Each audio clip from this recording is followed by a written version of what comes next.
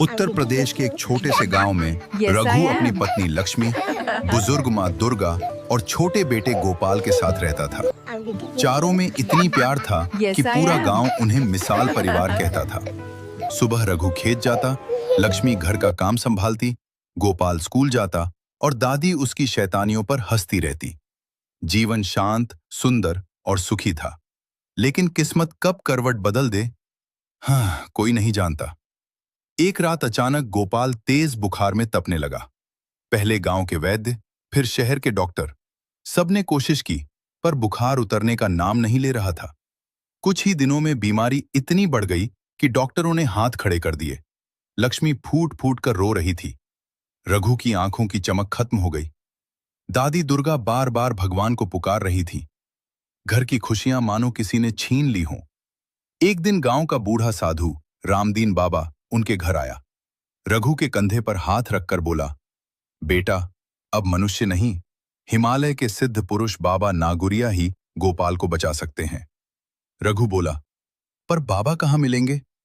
रामदीन मुस्कुराया, जहां सच्ची पुकार हो, वहां नागुरिया बाबा स्वयं पहुंच जाते हैं।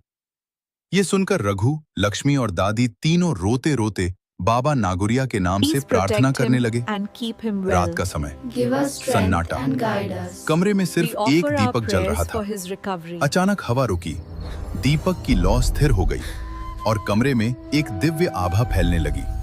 वहीं खड़े थे बाबा नागुरिया, सफेद दाढ़ी, तेजस्वी आंखें, शांत मुस्कान। लक्ष्मी के रोते ही बाबा ने हाथ उठाया।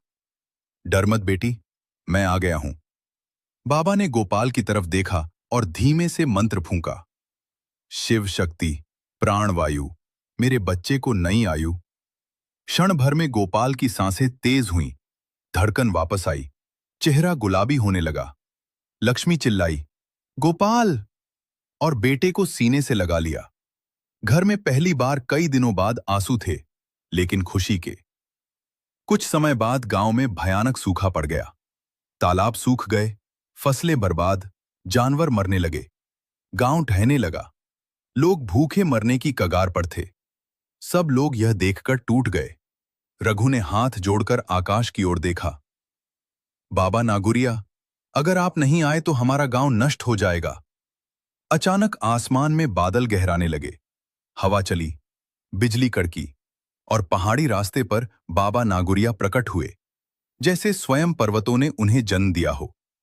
गांव वालों ने रोते हुए उन्हें घेर लिया।